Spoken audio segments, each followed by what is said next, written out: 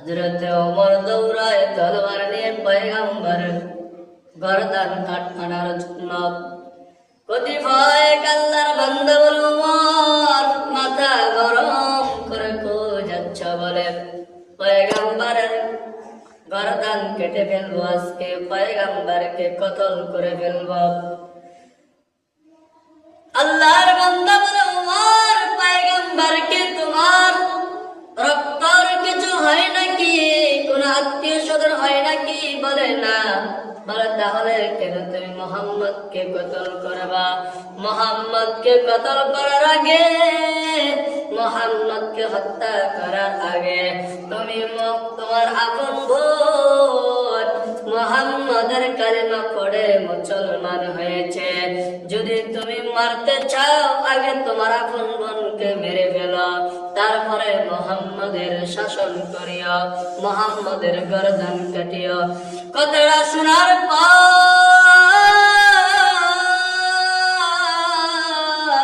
ওমরের মাথা গরম, ওমর তলোয়ার নিয়ে দৌড়ায় বইনের বাড়িতে গিয়ে বোনকে আজকে মেরে ফেলবো, বোনকে শেষ করে ফেলবো।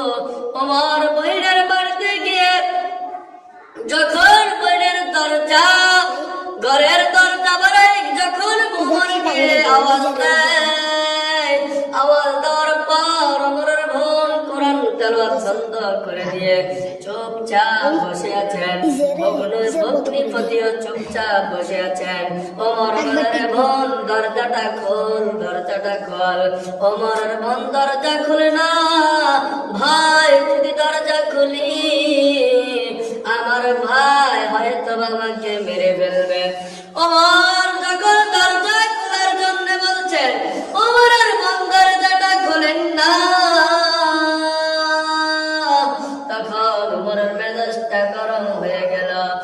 ওর মেজাজটা গরম করে তো বোনের ঘরের দরজাটা ভেঙে ফেললেন। বোনের ঘরের দরজা ভেঙে বোনের ঘরের ভিতরে ঢুকে গেলেন। ওমর বললেন বোন আমার হাতে এটা কি দেখছো? বলে তলোয়ার। বলে আমি নাকি শুনছি বোন তুমি মুহাম্মাদের কালিমা পড়ে মুসলমান হয়েছো। বোন বলে ভাই হ্যাঁ তুমি সত্য শুনেছ, আমি মুহাম্মাদের কালিমা পড়ে মুসলমান হয়েছি। ওমর বলে রে বোন মুহাম্মাদের কালিমা ফেরত দিয়ে দাও, নয়তো আমি তোমাকে মেরে ফেলবো। বোন বলে রে ভাই আমি ইমার্জেন্সি রোগী, পেট ব্যথার ট্যাবলেট খেয়ে ফেলছি, মুহাম্মাদের কালিমা আমার পশমের গোড়ায় গোড়ায় লেগে গেছে। ও ভাই তুমি যদি চাও আমাকে মেরে ফেলতে পারো, আর হলো মুহাম্মাদের কালিমা আমার থেকে ফেরত নিতে পারবে না। আল্লাহু আকবার। কথাটা শোনার পর ওমরের মেজাজটা গরম হয়ে গেছে। ওমর তখন বোনকে মারা শুরু করে দিল। বোনকে মারতেছে, বোন মাটি পরে গড়াগড়ি করতেছে আর কান্না করে। বোন বলে ভাই এমন কথা, এই কথাটা শুনে রেখো, তুমি আমাকে যত মারো মারো তাতে কোনো আত্মসার দুঃখ নাই। ও ভাই একটা কথা শুনে রেখো, আমাকে যত মারো আমি ইমার্জেন্সি রোগী, আমি পেট ব্যথার ট্যাবলেট খেয়ে ফেলছি, আমার থেকে মুহাম্মাদের কালিমা ফেরত নিতে পারবা না। চাইলে আমাকে মেরে ফেলতে পারো, তবু কোনো দুঃখ নাই আর বাধা নাই, আমাকে মেরে ফেলো। ওমর কথা শোনার পর বোনকে নরম শরীরে আরো আঘাত করতেছেন। বোন কান্না করার বলে রে ভাই আমাকে যত মারো কোনো দুঃখ নাই, তবে ভাই একটা কথা শুনে দাও, আমার তুমি জানো আমার মা নাই বাবা নাই এইখানে, যদি আমার মা বাবা থাকতো তাহলে ভাই তুমি আমাকে এমন করে মারতে পারতা না। ও ভাই আমাকে এমন করে মারতে পারতা না, আমার বাবাও নাই মাও নাই তুমি জানো। ওমরকে যখন বোন এমন কথা বলেছে, বলার পর ওমরের বাইরে কথা শোনার পর ওমরের মেধা দিলটা নরম হয়ে গেল। ওমর বোনকে মারা বন্ধ করে দিলেন। ওমর বোনকে মারা বন্ধ করে দিয়ে মারারে ভাই ওইটা কি দেখা যায়? ওমর ওইটা কি দেখা যায়? বোন বলে ওইটা আল্লাহ পাকের কোরআন, আল্লাহ পাকের কালাম। ওমর বলে রে বোন আমি কি একটু ধরতে পারবো? বোন বলে ভাই না, তুমি এখনো নাপাক মানুষ, ওযু করো না, গোসল করো নাই। আল্লাহ পাকের কোরআন নাপাক অবস্থায় ধরা যায় না। তুমি যদি ধরতে চাও তাহলে তুমি ওযু গোসল করে আসো। আল্লাহু আকবার। ওমর যখন এমন কথা বোন থেকে শুনছেন, শোনার পর ওমর ওযু করে আসলেন। আসার পর ওমর বলে রে বোন তুমি এতক্ষণ পর্যন্ত কি পড়ছো আর কি তেলাওয়াত করছো? আমাকে একটু সুন্দর করে শুনিয়ে দাও। বোন তখন কোরআনটা হাতে নিলেন। হাতে নেওয়ার পর বোন কোরআনটা খুললেন। বোন কোরআনটা খোলার পর বোন ভাইকে কোরআন তেলাওয়াত করে শুনিয়ে দিচ্ছে। তখন বোন বলে ভাই তাহলে শোনো। বোন বলেন তাহা মা আনসালনা আলাইকাল কুরআনা লিতাশকা। বোন যখন কোরআনটা তেলাওয়াত করে ভাইকে শুনিয়ে দিচ্ছে, শোনার পর ওমরের দিলটা নরম হয়ে গেল। ওমর বলে বাহ, কত সুন্দর কথা বোন তুমি আমাকে শিখিয়েছ। ও বোন তোমাকে তো সুন্দর কথা কে শিখিয়েছে?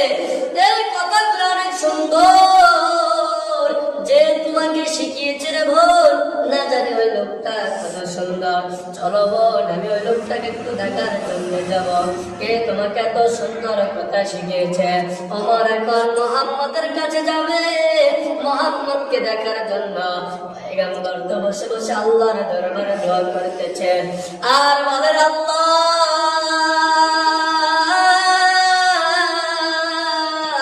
ওমর তো ইসলামের শত্রু, আল্লাহ তুমি ওমরকে ইসলামের জন্য কবুল করে নাও। আল্লাহ তুমি ইসলামের জন্য, আল্লাহ ওমরকে তুমি কবুল করে নাও। আল্লাহ আল্লাহ পাক রব্বুল আলামিন মুহাম্মাদের কথা কবুল করে নিলেন, দোয়া কবুল করে নিলেন। মুহাম্মাদের কথা শুনে আল্লাহ ইসলামের জন্য আস্তে আস্তে ওমরকে হেদায়েতের মালা পড়ায় দিচ্ছেন। আল্লাহু আকবার, আল্লাহু আকবার, আল্লাহু আকবার। সাহাবায়ে কেরাম সবাই বসে আছেন আর বলো পয়গম্বর ওমর আসতেছে তলোয়ার নিয়ে। আপনি শুধু আমাদেরকে একটু হুকুম দেন, আদেশ করেন, আমরা ওমরের গর্দান কেটে ফেলবো, ওমরকে হত্যা করে ফেলবো। ও পয়গম্বর আপনি শুধু আমাদেরকে হুকুম দেন। ওমর বলে সাহাবায়ে কেরাম তোমরা একটু হতাশ হয়ো না, ধৈর্য ধরো, ধৈর্য ধরো, ধৈর্যের বড় গুণ। কারণ আমার আল্লাহ সুবহানাহু ওয়া তাআলা বলতেছেন বিসসাবরি ওয়াস সালাহ ইন্নাল্লাহা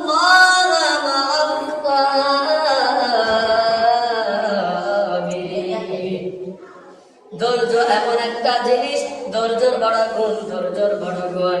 ও সাহাবায়ে কেরাম তোমরা সবাই ধৈর্য ধরে থাকো, মাথা গরম করিও না। ওমর যখন আসতেছে ওমরে মুহাম্মাদের দিকে, তখন সাহাবায়ে কেরামদেরকে রাসূল বলেন ও সাহাবায়েরা তোমরা কিছু বলিও না, ওমর আসতেছে, আসার সুযোগ করে দাও, পথ দিয়ে দাও। ওমর এখন তলোয়ার নিয়ে মুহাম্মাদের কাছে গিয়ে বলো ও পয়গম্বর আমি আপনাকে মারার জন্য তলোয়ার নিয়ে এসেছি। ও পয়গম্বর যেই তলোয়ার নিয়ে আসলাম আপনাকে মারার জন্য, ওই আমার তলোয়ার দিয়ে আপনি আমাকে মেরে ফেলেন, আমি আপনাকে মারতে চাই না। ও পয়গম্বর আমাকে মারার আগে আপনি আমার হাতের তলোয়ার দিয়ে আমাকে মারার আগে আপনি আমাকে কালিমা পড়ে মুসলমান বানিয়ে দেন, মুসলমান বানিয়ে তারপরে আপনি আমাকে মেরে ফেলেন। আল্লাহু আকবার। রাসূল আরবি সাল্লাল্লাহু আলাইহি ওয়াসাল্লাম ওমরের কথা শুনে ওমরকে কালিমা পড়ে মুসলমান বানিয়ে দিলেন। ওমর যখন মুসলমান হয়েছে ওমর তলোয়ার একটা হাতে নিয়ে বলে ও কাফেরের দলেরা, বেঈমানের দলেরা, কই তোরা? সাহস থাকলে সামনে আয়, বাপের বড় সন্তান যদি হয়ে থাকো আমাদের সামনে এসে মোকাবেলা করো। কিছুক্ষণ আগে ছিলাম আমি মুহাম্মদের শত্রু, এখন থেকে আমি মুহাম্মদের পক্ষে হয়ে গেছি, এখন থেকে আমি ইসলামের খাদেম হয়ে গেছি। ইসলামের জন্য আল্লাহ সুবহানাহু ওয়া তাআলা আমাকে কবুল করে ফেলছেন। আজকে থেকে আমি ইসলামের জন্য জীবন দিতে রাজি আছি। কোন বেঈমানের দলেরা যদি থাকো, কোন বেঈমান যদি থাকো, আমাদের সামনে এসে মোকাবেলা করো, আমাদের সামনে এসে কথা বলো। গর্দান একটারও রাখবো না, সবার গর্দান কেটে ফেলবো।